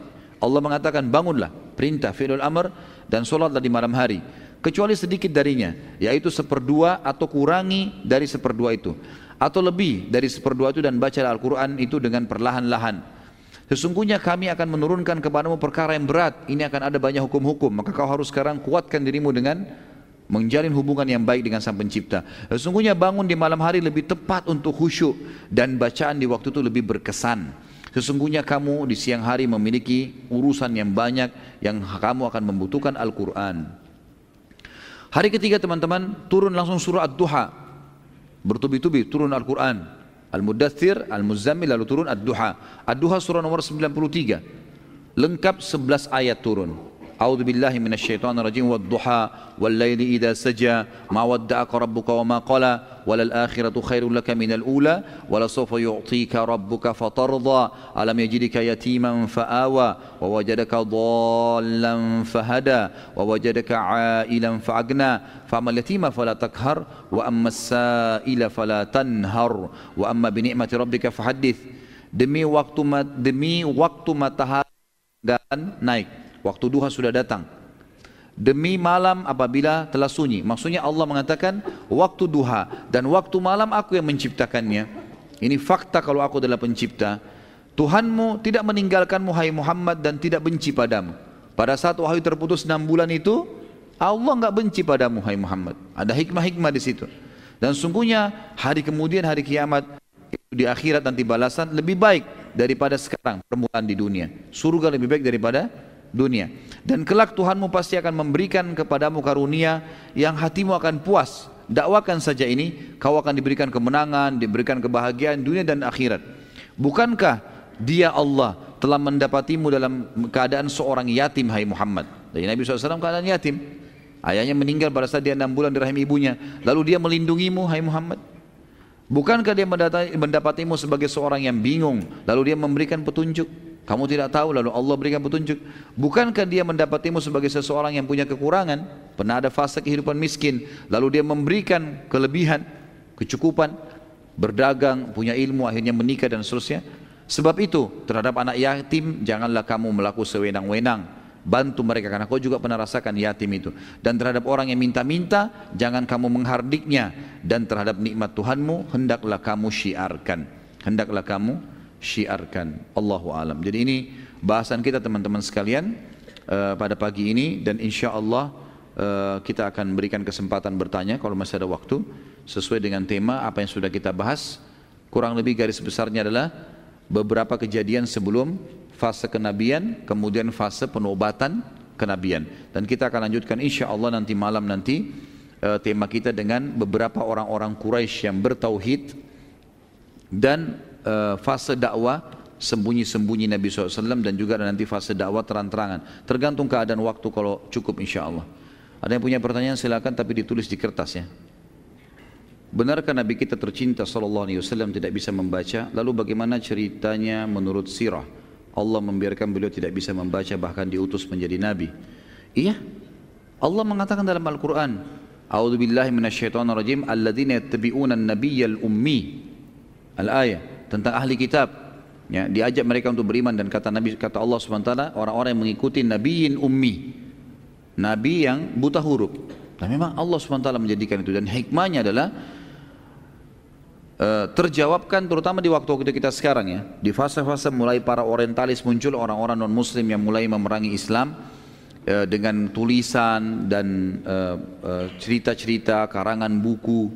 Itu mereka mengatakan Muhammad itu mengarang-ngarang Al-Quran, mengambil ayat-ayat, mencomot-comot ayat dari Taurat dan Injil lalu menyusun Al-Quran. Dan ini sekarang tersebar, banyak orang orientalis mengatakan, dan alhamdulillah terbantahkan, kalau Nabi SAW tidak bisa baca, tidak bisa nulis. Dan ini tujuannya positif, agar tertolak semua pernyataan kalau Nabi mengarang-ngarang. Tapi bukan berarti orang tidak baca, tidak tulis itu orang bodoh, bukan. Nabi SAW orang yang sangat cerdas, gitu kan. Apalagi di masa itu memang tulis ini dan baca belum dikenal. Di masa orang-orang Mekah jarang sekali orang yang bisa membaca dan tulis gitu. Jadi memang itu benar. Secara histori memang begitu, dan memang ayat Al-Quran menceritakan masalah itu. Ya.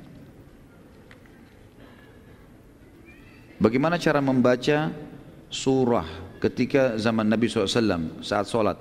Pada waktu itu Al-Quran masih dalam wahyu dan belum sempurna diturunkan. Sesuai dengan yang diturunkan saja, karena setiap turun ayat Al-Quran selalu saja Nabi SAW mengatakan, letakkan ayat ini di sini, di surah ini misalnya, maka orang membacanya. Misal turun 5 ayat, dibaca 5 ayat. Kalau sudah ada disambung oleh Nabi SAW dengan wahyu yang lain, baru kemudian mereka sambung. Seperti itulah sampai lengkapnya Al-Quran, sampai lengkapnya Al-Quran. Apakah Rasul dan para Nabi dulu dihakikah sewaktu lahir?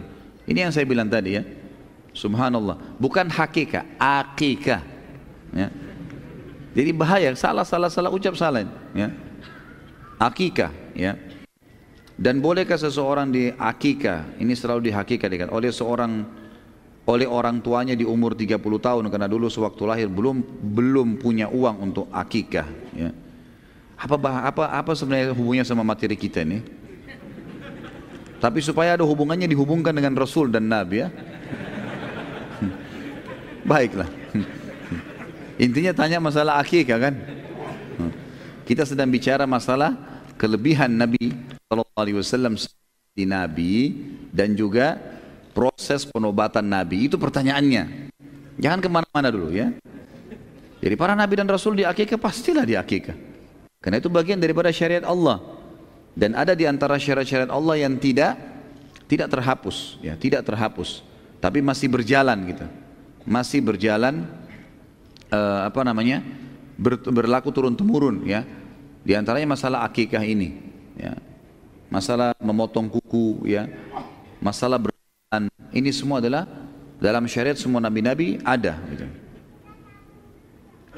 Kalau masalah orang belum akikah, ada dua pendapat. Pendapat yang pertama mengatakan kalau sudah lewat hari ke-7 dari masa kelahiran, ya, kalau dia bukan lupa ya, memang dia betul-betul tidak mampu, ya sudah gugur baginya kewajiban itu. Ini di antara pendapat. Pendapat yang mengatakan tidak. Kalau memang dia tidak mampu, dia boleh akikah kapan saja dia mampu. Allahu a'lam, itu pendapat. Jadi antum boleh pilih saja. Bagaimana Khadijah punya anak sedangkan usianya 40 tahun? Kenapa saya yang ditanya? Hah? La ilaha illallah. Allah yang kasih. Allah yang kasih itu. Jadi bisa saja. Sekarang bukan mustahil wanita bisa hamil umur 40 tahun, gitu kan? Tergantung kalau dia subur.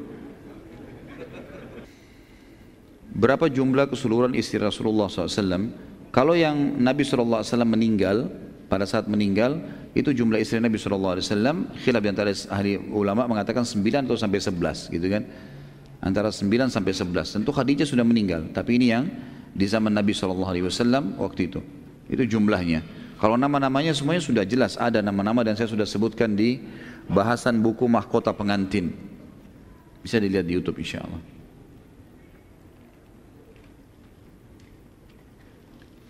Apakah nama istri Nabi memang menggunakan nama Siti di depannya? Contoh Siti Khadijah. Enggak ada.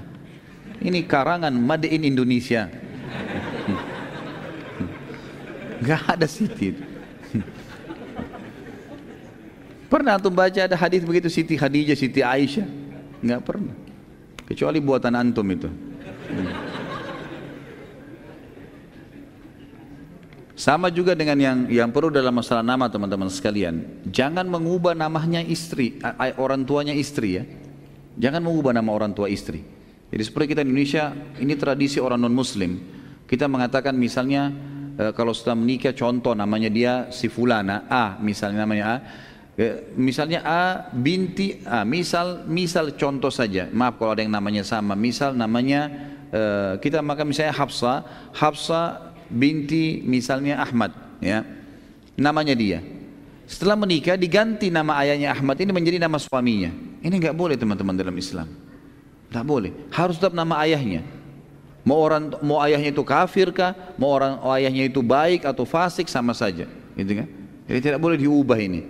Makanya istri-istri Nabi Ummahatul Mukminin radhiyallahu anhunna itu semuanya tetap Aisyah binti Abi Bakar. Tidak pernah kita dengar Aisyah Muhammad, gitu kan?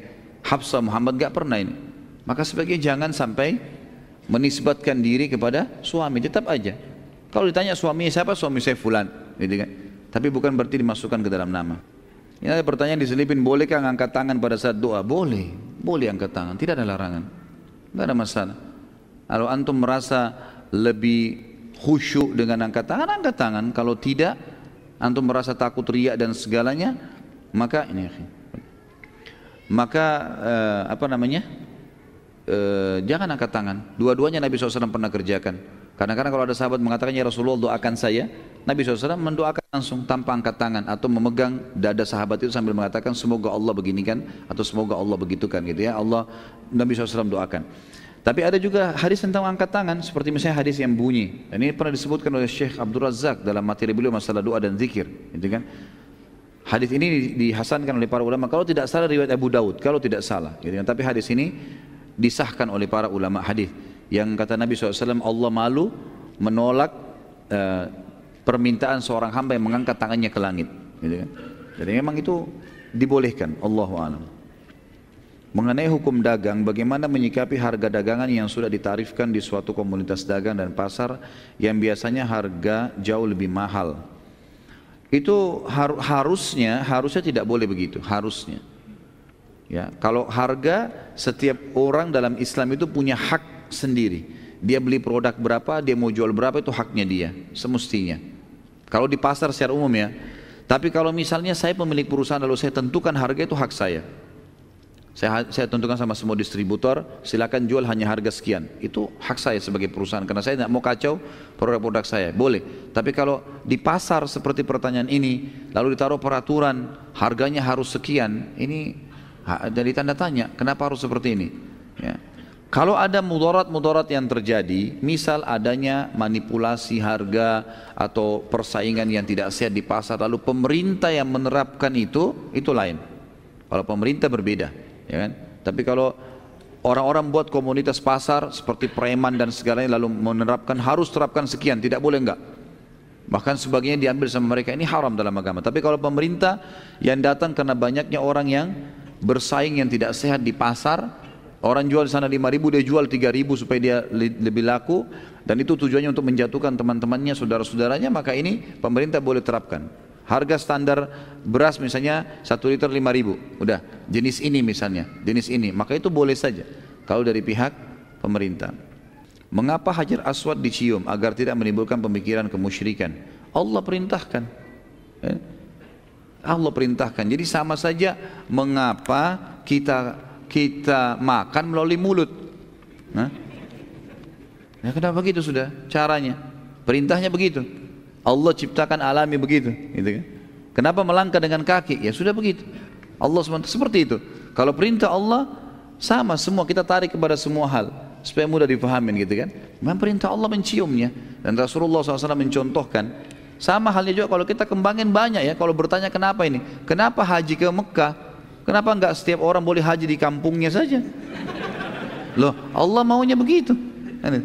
Kenapa sholat 1 hari 5 waktu? Kenapa enggak 1 waktu saja? Loh, Allah maunya begitu. Kenapa subuh 2 rakaat, duhur 4, asar 4, duhur sama asar kan berdekatan. Kenapa Allah enggak kasih jam 2 saja 4 rakaat sekalian? Loh, Allah maunya begitu. Tugas kita adalah menerima dan melaksanakan, bukan memprotesin. Seperti itulah. Jadi kenapa cium hajar aswad? Karena perintah Allah. Allah perintahnya kita lakukan kan. Batu lain tidak kita cium karena nggak ada perintahnya. Kan itu. Gak boleh kita ambil batu dari Istiqomah sini ngambil cium. Nah.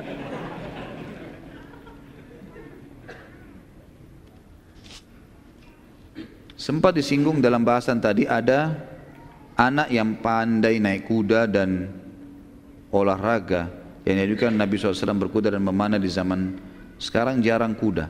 Kapan saya singgung kuda ini? Hah? Emang ada tadi? Gak ada kan? Dari mana ini ngarang-ngarang nih? Saya nggak pernah singgung kuda tadi.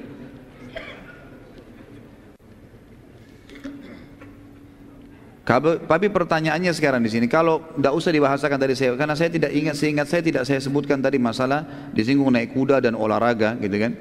Tapi di sini yang mau ditanyakan adalah sekarang jarang kuda, apakah boleh anak diajarkan naik motor atau mobil untuk menggantikan kuda? Sesuai tema nggak ini? La ilaha illallah. Kayaknya harus pakai bahasa apa? Antum mungkin ada bahasa lain di balik papan, bukan bahasa Indonesia. Supaya jelas gitu. Sesuai tema, ikhwan akhwat sekalian. Nggak ada temanya nih belajar naik motor atau naik kuda. Kalau itu positif ajarin. Nggak apa-apa ajarin mobil, motor kan baik untuk transportasi. Nggak ada sesuatu yang salah di situ insya Allah.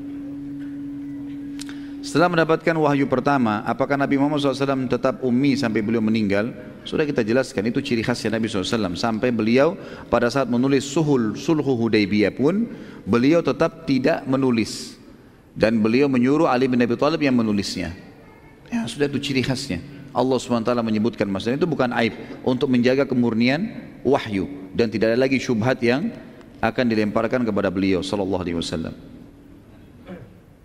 Apakah yang dibawa malaikat Jibril adalah Al-Quran? Jawabannya iya, Al-Quran.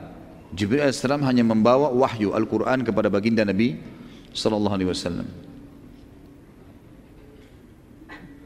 Ketika Nabi berdagang, apakah Nabi ada berdoa di waktu itu atau di masa itu? Allahu a'lam. Saya tidak pernah dapat riwayat secara khusus waktu sebelum ada wahyu, kemudian beliau membaca doa khusus di pasar misalnya atau dagang. Itu belum pernah saya temukan riwayatnya, saya pribadi. Karena memang waktu itu belum ada syariat Islam kan, masih biasa saja. Bahkan Nabi SAW di awal-awal tidak ada perintah sholat, ya. Sementara sholat adalah doa semua isinya. Apakah benar Rasulullah SAW ketika tidur tidak seperti tidur terlelap sehingga tidak batal wudunya setelah tidur? Kalau yang ada dalam hadis memang Nabi SAW kalau tidur tidak tertidur, ya, sepenuhnya. Memang ada hadis Nabi SAW, hadis Bukhari itu. Hadis sahih berbicara masalah itu. Sesungguhnya matanya Nabi SAW tertidur, kesannya tidur tapi hatinya tidak tidur. Ya, itu Nabi SAW memang seperti itu ciri khasnya. Sebagaimana juga ada hadis yang menyebutkan, kata Nabi SAW, sesungguhnya aku melihat kalian kalau lagi sholat. Jadi Nabi SAW lagi imam, Nabi SAW mengatakan, aku melihat kalian pada saat kalian sedang sholat menjadi makmum di belakangku. Bagaimana? Allahu a'lam. Kuasa Allah SWT. Allah SWT berikan kelebihan baginda Nabi SAW. Dan teman-teman sekalian, wahyu yang disampaikan, tugas kita beriman, bukan tugas kita memprotes atau menanyakan bagaimana. Imani dulu, ada hikmahnya sudah. Nanti hikmahnya kita pelajari untuk menambah keimanan, bukan untuk terjadi penolakan. Karena memang akal dan fasilitas tubuh kita ini, hati, jaringan anggota tubuh, semua tangan, kaki, segala ini digunakan untuk menerima wahyu, bukan untuk memprotes wahyu. Karena nggak bakal bisa, nggak bakal nyambung. Karena banyak penyampaian wahyu nggak nyambung dengan akal manusia, gitu kan? Nggak bisa nyambung semuanya. Apa yang kalau manusia cuma mau imani saja apa yang dijangkau akalnya dan apa yang dijangkau panca inderanya, banyak yang dia tidak bisa imani itu. Seperti keberadaan udara yang dia bisa hirup, tidak bisa kelihatan. Kemudian banyak hal, ya banyak sekali hal. Adanya jin, adanya malaikat, ya adanya perasaan-perasaan yang kita rasakan, banyak tidak terjangkau oleh panca indera manusia. Allahu a'lam. Baik, kita berdoa kepada Allah SWT, semoga bahasan kita hari ini bermanfaat buat kita semua. Dan semoga saja semua amal yang kita kerjakan diterima olehnya dengan kemahamurahannya. Semoga semua dosa yang pernah kita kerjakan juga dimaafkan dan diganti dengan kemakmurannya menjadi pahala. Dan semoga saudara kita di Palestina, di Syria, di Yaman, di Irak, di Myanmar, di Ahsa, dimanapun mereka sedang tertindas, semoga Allah ikhlaskan niat mereka, terima para syuhada mereka, mudahkan Islam di tangan mereka dan tangan kita semua, dan semoga Allah dengan kemahamurahannya mempartisipasikan kita bersama mereka di pahala, baik dengan doa dan harta juga dengan jiwa kita.